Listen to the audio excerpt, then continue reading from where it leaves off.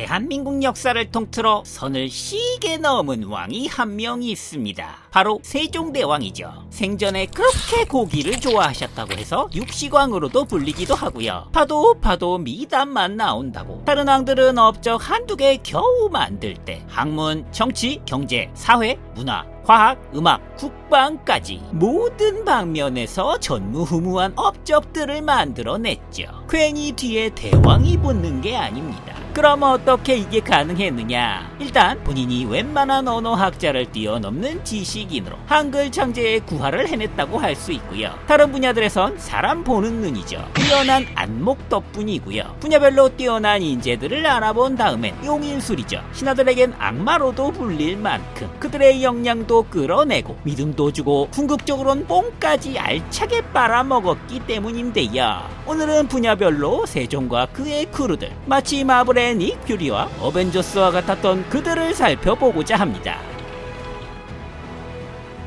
우리가 정승이라고 할 때 제일 먼저 머리에 떠오르는 인물이죠. 조선에서 무려 24년간 정승으로 있었고 19년을 영의정으로 보냈습니다. 온화한 성품으로 알려져 있지만 이른바 할 말은 한다, 완벽한 T성향, 보수의 근본 같은 인물로 애초에 세종의 즉위부터 반대했던 인물이죠. 태종이 첫째인 양녕대군을 두고 셋째인 세종이죠, 충녕대군을 총애해서 왕위를 물려주려 하니 전통에 위배된다며 거세게 반대하다 막친 태종에게 멀리 유배까지 당한 인물. 혁신과 개혁 성향이 강한 세종에게 황희는 상극의 존재였고 비리 혐의도 있어서 신하들이 그의 등용을 반대했지만 세종은 항상 정론에서 생각하고 판단하는 그의 필요성을 느끼고 귀양에서 불러들여 최측근 재상으로 임명합니다. 내 말만 잘 듣는 인물이 아니라 정반대 인물을 바로 옆에 세운 거인다운 면모인데요. 역시나 황희는 밥 먹듯이 새로운 법을 만들어내는 세종에게 여러 번 대놓고 반대 의견을 피력했습니다.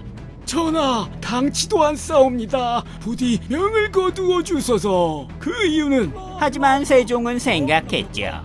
저 영감탱이 항상 감정적이지도 않고 팩트와 근거를 들며 정론으로 정확하고 분명하게 주장하면서 나를 조지는구나 라며 세종은 다시 한번 자신의 법안의 문제점도 인지할 수 있었고 자신의 뜻을 접고 황희의 의견을 따를 때도 많았습니다. 이렇게 황희는 세종의 견제자이자 보완자로서 신뢰하는 정치 고문으로 자신의 반대 입장에서 생각해 볼 수 있었기에 큰 일을 결단할 때 중요한 기준점이었어서 큰 도움이 되었습니다. 그래서 세종은 이런 프로일잘러 황희를 끝까지 써먹으려고 당시 조선의 평균 수명이 40대였다는데 무려 87세까지 그렇게 은퇴하겠다는 걸 여러 번, 아파서 은퇴하겠다고 그러면 누워서 일하라고 또 하고 이런 이유 저런 이유로 시간을 끌고 거절하면서 은퇴 안 시키고 부려먹었습니다.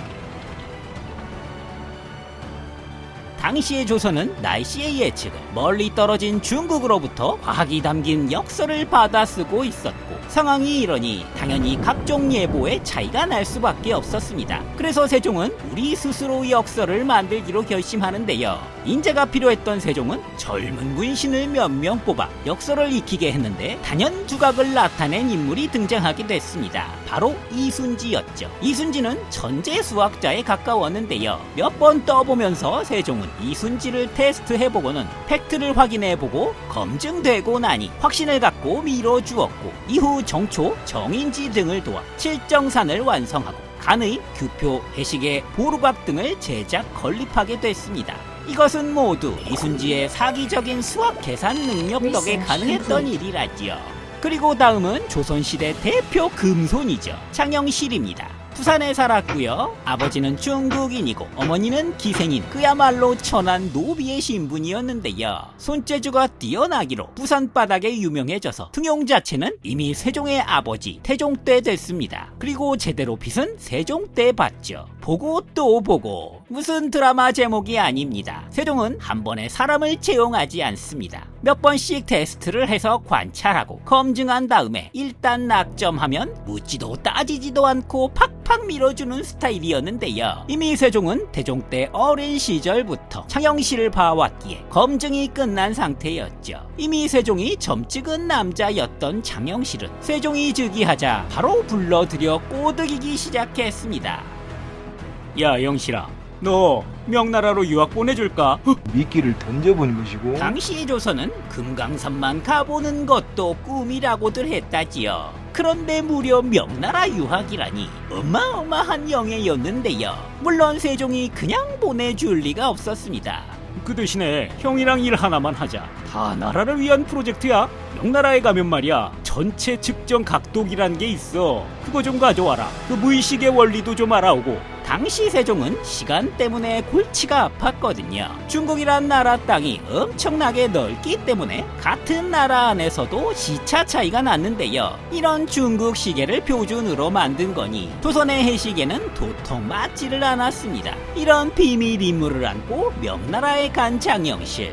하지만 현실은 녹록지 않았죠. 명나라에 전체를 측정하는 혼천이가 있었는데 명나라 관리들은 국가 기밀이라며 절대 보여주지 않았습니다. 고뇌에 빠진 장영실. 그때 북경의 거리에서 세계 여러 서적들을 발견했고 유럽과 아라비아 과학기술이 잔뜩 담겨 있었습니다. 방대한 책을 가져올 수 없어 1년간 중국에 머물며 이 책들을 외우고 공부했고 책도 줄여서 조선으로 돌아왔습니다.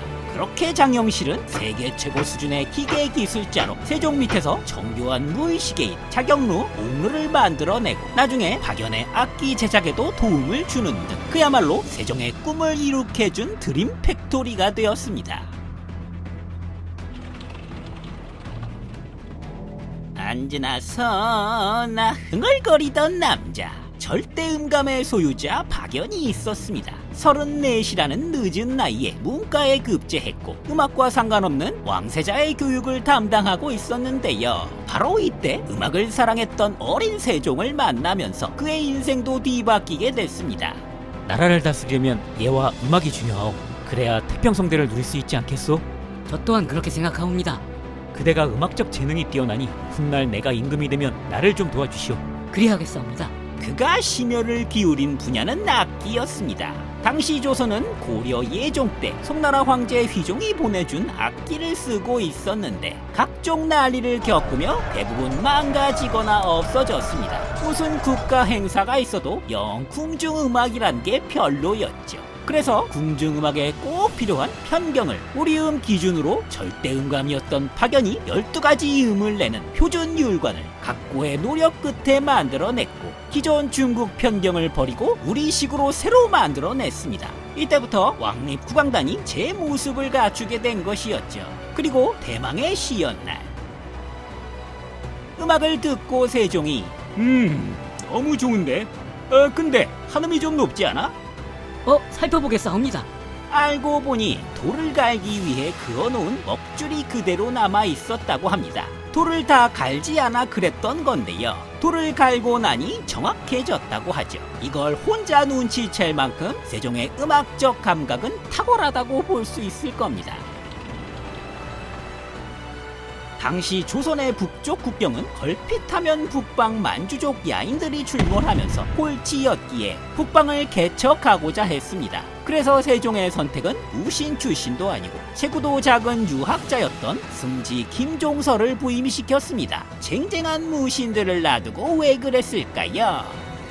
이번 일은 개척이 주 임무라네. 전쟁의 위험도 감수해야 하지만 계속해서 고생하는 군대를 위로하고 백성들도 다독거리며 주변 야인들도 위험과 아량으로 안정시켜야 한다네. 그 적임자를 내가 오랫동안 지켜본 바 김종서 자네로 판단했네. 그렇게 주군의 명예에 부합하기 위해 김종서는 동북면으로 떠나 기존의 경원, 영북 외에 회령, 경흥, 문성군을 개척하고 설치하였으며 있는 동안 추위, 야인의 도발, 전염병 등의 악조건을 이겨내고 백성들을 잘 다독이고 추스려 동북 육진을 개척해냈습니다. 물론 이들 말고도 정초, 이천, 최윤덕, 이징옥 같은 인재도 발굴하고 한글 창제의 발판이 된 조선의 최고 싱크탱크였던 지편전의 신숙주, 청산문, 이계, 하위지 등의 당대 젊은 학자들도 발굴해내며 이들 세종의 어벤져스의 활약 덕에 세종시대의 찬란한 문화를 꽃피울 수 있었습니다. 이게 다 적재적소의 인재를 등용한 세종의 리더십 덕분이겠죠.